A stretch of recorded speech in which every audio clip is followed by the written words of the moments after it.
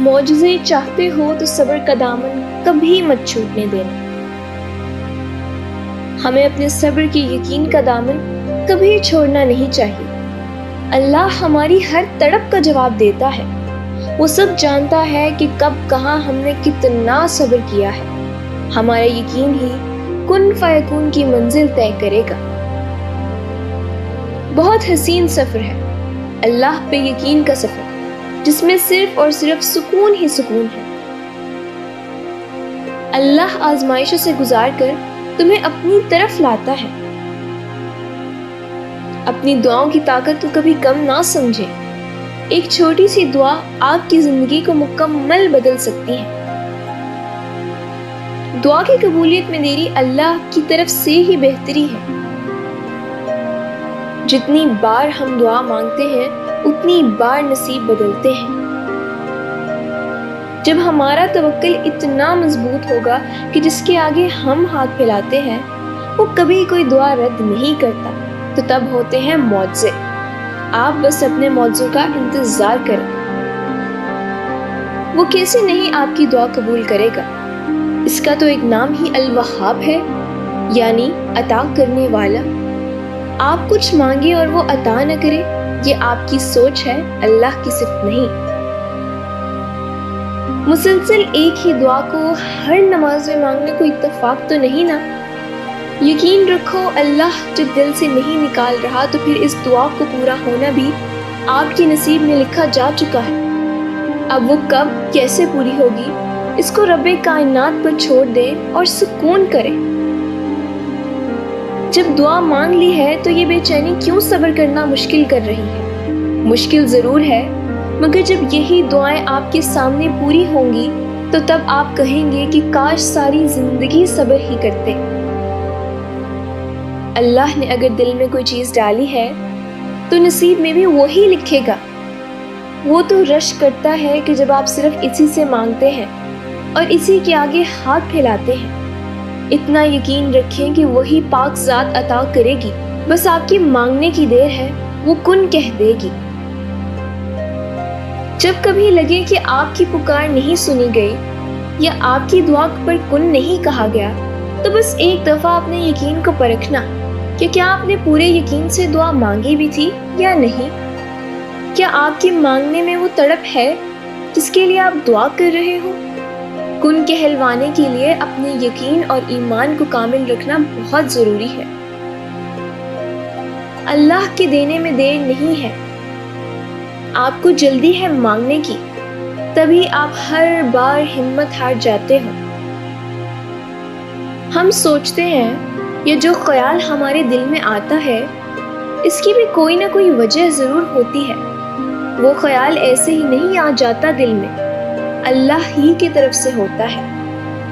اکثر میرے دل میں ایک بات آتی ہے کہ کیا جو لوگ کسی کا اچھا نہیں سوچتے، کیا وہ بھی اللہ کی طرف سے ہوتا ہے؟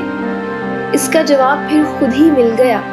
وہ خیال شیطان ڈالتا ہے، وہ ہمیں اللہ سے دور کرنے کے لیے کرتا ہے۔ اللہ تو بس یہ دیکھتا ہے کہ اس کا بندہ کیا شیطانی وسوسوں میں آئے گا یا نہیں۔ ہم آ جاتے ہیں، ہم کر بیٹھتے ہیں جو وہ کروانا چاہتا ہے، مگر اللہ تو اللہ ہے نا، کیسے بھٹکنے دے گا اپنے بندے کو؟ پھر ڈالتا ہے وہ خیال جس سے انسان دھیرے دھیرے اللہ کی طرف پلٹتا ہے۔ یہی وہ خیال ہے جس کا ذکر پہلے سطر میں کیا۔ ہم اللہ کی طرف ایسے ہی نہیں لوٹ کے آتے، اللہ ہمیں اپنی طرف لے کر جاتا ہے، لیکن ان کو جو واقع ہی اس کی طرف لوٹ کر جانا چاہتے ہیں۔ جو راستے اللہ سے جوڑتے ہیں وہ بہترین ہو جاتے ہیں۔ اللہ کی طرف جانے والا ہر راستہ دل کو سکون بخشتا ہے۔ ایسے محسوس ہوتا ہے کہ اکیلے ہونے کے باوجود بھی کوئی ساتھ ہے، انسان کی تمنا نہیں، کیونکہ اللہ ساتھ ہے۔ کوئی چھوڑ دے تو تب بھی دل تشکر سے ڈوبتا چلا جاتا ہے۔ ہم مصلحت سمجھ کر شکوے کے انبار نہیں لگاتے۔ وہ رحمان ہے، اس سے جڑنے والے غنی ہو جاتے ہیں۔ جو اس سے جڑتا ہے وہ اسی کے دل میں ہمیشہ کے لیے بس جاتا ہے۔ زندگی کے چاروں اطراف میں محبت الہی ہوتی ہے اور ہم ہوتے ہیں اور بس یہ الفاظ ہوتے ہیں کہ مبارک ہو تم نے اپنے رب کو پا لیا۔ وہ شہنشاہوں کا شہنشاہ ہے، آپ کی ایک آواز پر سب عطا کر دیتا ہے، اور آپ اس کی پکار کسی پکار پر لبیک نہیں کہتے۔ کبھی اس کے رنگ میں خود کو رنگ کر تو دیکھو، سارے رنگ پھیکے لگیں گے۔ خود کو اس کا بنا کر تو دیکھو، ساری دنیا آپ کو مطلبی لگنے لگ جائے گی۔ کبھی اس کی سن کر تو دیکھو، آپ کو ساری دنیا کی آوازیں بے معنی سی لگیں گی۔ ہم فانی دنیا میں کھو کر اللہ کو بھول جاتے ہیں، لیکن وہ تو اللہ ہے، ہمیں اپنے قریب کر ہی لیتا ہے۔ ہمارا غم ہی ہمیں اللہ کے قریب لے جاتا ہے۔ آپ عبادت میں جب لطف محسوس کریں گے تو سمجھ جائیں اللہ مل گیا۔ جس کے اختیار میں ارض و سما ہے تو پھر اس کی معجزوں سے نا امید کیوں ہونا؟ وہ بس ایک کن کہتا ہے اور سارے دکھ ختم ہو جاتے ہیں، محبتیں واپس لوٹا دی جاتی ہیں، بگڑے کام سنوار دیے جاتے ہیں، اور خالی جھولیاں محبتوں اور چاہتوں سے بھر دی جاتی ہیں۔ پھر تو بس دنیا کی تمام طاقتیں اکٹھی ہو کر آپ کے لیے فیکن کے نظارے پیش کرتی ہیں۔ بے شک اللہ رب العزت ہر شے پر قادر ہے۔ جب ہم یہ مان کے چلتے ہیں نا کہ جو ہوتا ہے اللہ کی مرضی سے ہی ہوتا ہے، تو اللہ کی مرضی بھی یہی ہے کہ اب آپ معجزے کا انتظار کرو، کیونکہ وہ پل دور نہیں کہ جب آپ اپنی ہی آنکھوں سے اپنی ہر دعا کو پورا ہوتے ہوئے دیکھو گے۔ صبر تب ہی آتا ہے جب ہم اس کی رضا میں راضی ہونا شروع کرتے ہیں۔ جب ہمارے صبر کی آخری حد ٹوٹ جاتی ہے تب اللہ تعالیٰ فرماتا ہے کن، وہ تو ایک بار کہے گا بس ہو جا، اور وہ ہو جائے گا۔ اللہ کی کن فرمانے کی دیر ہے، منزل تو کیا نصیب بھی بدل جاتے ہیں، اس کی کن کہتے ہی تم فیکن کے نظارے دیکھو گے۔ کیا یہ کسی معجزے سے کم ہے کہ اللہ نے آپ کے نصیب میں تہجد جیسی عبادت لکھ دی؟ آپ ایک بار سجدہ تو کرو، وہ رب ٹوٹے دلوں کو جوڑ دے گا، وہ برے دنوں کو اچھے دنوں میں بدل دے گا۔ آپ اس پر یقین تو کرو۔ تہجد ایک امید ہے جب سب کچھ نا امید نظر آتا ہے۔ تہجد تو اللہ کو اپنا بہترین دوست بنانے کا سب سے بہترین ذریعہ ہے۔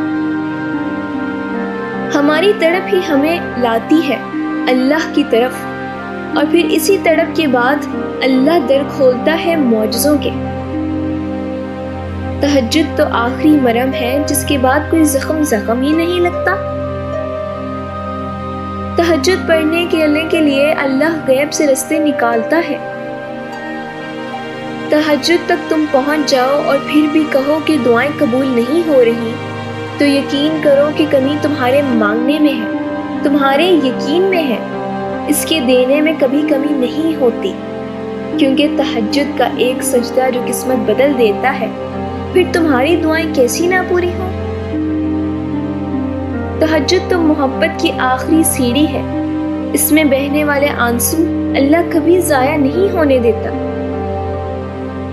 تہجد تو ذریعہ ہے سب سے بہترین سامعین سے بات کرنے کا۔